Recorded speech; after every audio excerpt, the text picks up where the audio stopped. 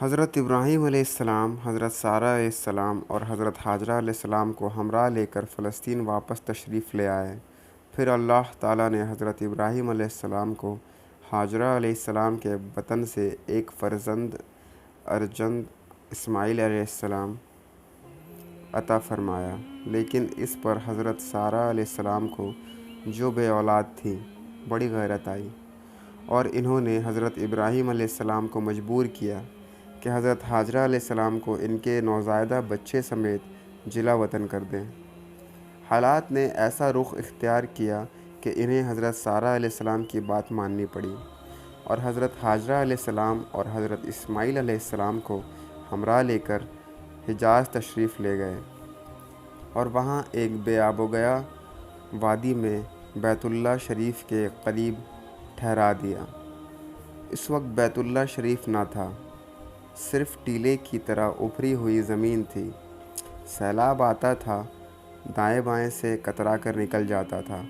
وہیں مسجد حرام کے بالائی حصے میں زمزم کے پاس ایک بہت بڑا درخت تھا۔ آپ نے اسی درخت کے پاس حضرت حاجرہ اور حضرت اسماعیل علیہ السلام کو چھوڑا تھا۔ اس وقت مکہ میں نہ پانی تھا، نہ آدم اور آدم ذات، اس لیے حضرت ابراہیم علیہ السلام نے ایک توشیدان میں کھجور اور ایک مشکیزے میں پانی رکھ دیا۔ اس کے بعد فلسطین واپس چلے گئے، لیکن چند ہی دن میں کھجور اور پانی ختم ہو گیا اور سخت مشکل پیش آئی، مگر اس مشکل وقت پر اللہ کے فضل سے زمزم کا چشمہ پھوٹ پڑا اور ایک عرصہ تک کے لیے سامان رزق اور متاع حیات بن گیا۔ تفصیلات معلوم و معروف ہیں۔ کچھ عرصے بعد یمن سے ایک قافلہ آیا جسے تاریخ میں جرہم ثانی کہا جاتا ہے۔ یہ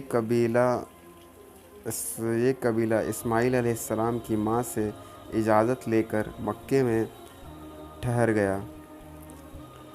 یہ قبیلہ پہلے مکے کے گردویش کی ویرانیوں میں سکونت پذیر تھا۔ صحیح بخاری میں اتنی صراحت موجود ہے کہ رہائش کی غرض سے یہ لوگ مکے میں حضرت اسماعیل علیہ السلام کی آمد کے بعد اور ان کے جوان ہونے سے پہلے دارود ہوئے، لیکن اس وادی سے ان کا گزر اس سے پہلے ہوا کرتا تھا۔ حضرت ابراہیم علیہ السلام اپنے متروکات کے نگاہ راست کے لیے وفداً فوقتاً مکہ تشریف لایا کرتے تھے، لیکن معلوم نہ ہو سکا کہ اس طرح ان کی آمد کتنی بار ہوئی۔ البتہ تاریخ ماخذ میں 4 بار ان کے آمد کی تفصیل محفوظ ہے، جو یہ ہے: 1. قرآن مجید میں بیان کیا گیا ہے کہ اللہ تعالیٰ نے حضرت ابراہیم علیہ السلام کو خواب میں دکھایا کہ وہ اپنے صاحبزادے حضرت اسماعیل علیہ السلام کو ذبح کر رہے ہیں۔ یہ خواب ایک طرح کا حکم الہی تھا، اور باپ بیٹے دونوں اس حکم الہی کی تعمیل کے لیے تیار ہو گئے، اور جب دونوں نے سر تسلیم خم کر دیا اور باپ نے بیٹے کو پیشانی کے بل لٹا دیا تو اللہ نے پکارا: اے ابراہیم، تم نے خواب کو سچ کر دکھایا، ہم نیکوکاروں کو اسی طرح بدلہ دیتے ہیں۔ یقیناً یہ ایک کھلی ہوئی آزمائش تھی اور اللہ نے انہیں فدیے میں ایک عظیم ذبیحہ عطا فرمایا۔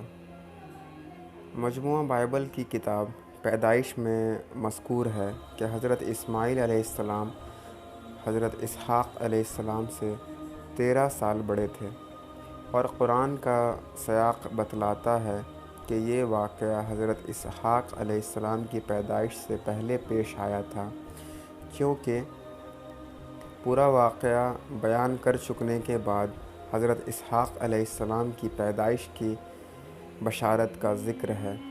اس واقعے سے ثابت ہوتا ہے کہ حضرت اسماعیل علیہ السلام کو جوان ہونے سے پہلے کم سے کم ایک بار حضرت ابراہیم علیہ السلام نے مکہ کا سفر ضرور کیا تھا۔ بقیہ 3 سفروں کی تفصیل صحیح بخاری کی ایک طویل روایت میں ہے جو ابن عباس رضی اللہ عنہ سے مرفوعاً مروی ہے۔ اس کا خلاصہ یہ ہے: حضرت اسماعیل علیہ السلام جوان ہو گئے، جرہم سے عربی سیکھ لی، ان کی نگاہوں میں جچنے لگے تو ان لوگوں نے اپنے خاندان کی ایک خاتون سے آپ علیہ السلام کی شادی کر دی۔ اسی دوران حضرت ہاجرہ علیہ السلام کا انتقال ہو گیا۔ ادھر حضرت ابراہیم علیہ السلام کو خیال ہوا کہ اپنا ترکہ دیکھنا چاہیے، چنانچہ وہ مکہ تشریف لے گئے، لیکن حضرت اسماعیل علیہ السلام سے ملاقات نہ ہوئی۔ بہو سے حالات دریافت کیے، اس نے تنگ دستی کی شکایت کی۔ آپ علیہ السلام نے وصیت کی کہ اسماعیل علیہ السلام آئیں تو کہنا اپنے دروازے کی چوکھٹ بدل دیں۔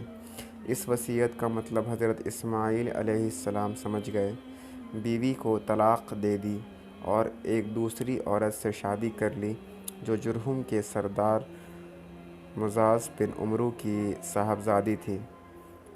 اس دوسری شادی کے بعد ایک بار پھر حضرت ابراہیم علیہ السلام مکہ تشریف لے گئے، مگر اس دفعہ بھی حضرت اسماعیل علیہ السلام سے ملاقات نہ ہوئی۔ بہو سے احوال دریافت کیے تو اس نے اللہ کی حمد و ثنا کی۔ آپ نے وصیت کی کہ اسماعیل علیہ السلام اپنے دروازے کی چوکھٹ برقرار رکھیں، اور فلسطین واپس ہو گئے۔ اس کے بعد پھر تشریف لائے تو اسماعیل علیہ السلام زمزم کے قریب درخت کے نیچے تیر گھڑ رہے تھے، دیکھتے ہی لپک پڑے اور وہی کیا جو ایسے موقع پر ایک باپ اپنے بیٹے کے ساتھ اور بیٹا باپ کے ساتھ کرتا ہے۔ یہ ملاقات اتنے طویل عرصے کے بعد ہوئی تھی کہ ایک ضمدل اور شفیق باپ اپنے بیٹے سے اور ایک اطاعت شعار بیٹا اپنے باپ سے بمشکل ہی اتنی لمبی جدائی برداشت کر سکتا ہے۔ اسی دفعہ دونوں نے مل کر خانہ کعبہ کی تعمیر کیا، بنیاد کھود کر دیواریں اٹھائیں اور ابراہیم علیہ السلام نے ساری دنیا کے لوگوں کو حج کے لیے آواز دی۔ اللہ تعالیٰ نے مزاز کی صاحبزادی سے اسماعیل علیہ السلام کو 12 بیٹے عطا فرمائے، جن کے نام یہ ہیں: نابت یا نبایوت، قیدار، ادبائل، مبشام، مشمع، دوما، میشا، حرد، تیمہ، یتور، نفیس، قیدمان۔ ان 12 بیٹوں سے 12 قبیلے وجود میں آئے اور سب نے مکہ ہی میں بود باش اختیار کی۔ ان کی معیشت کا دار و مدار زیادہ تر یمن اور مصر و شام کی تجارت پر تھا۔ بعد میں یہ قبائل جزیرۃ العرب کے مختلف اطراف میں بلکہ بیرون عرب بھی پھیل گئے اور ان کے حالات زمانے کی دبیز تاریکیوں میں دب کر رہ گئی۔ صرف نابت اور قیدار کی اولاد اس گمنامی سے متشنع ہے۔ نبتیوں کے تمدن کو شمالی حجاز میں فروغ اور عروج حاصل ہوا۔ انہوں نے ایک طاقتور حکومت قائم کر کے گرد و بیش کے لوگوں کو اپنا باج گزار بنا لیا۔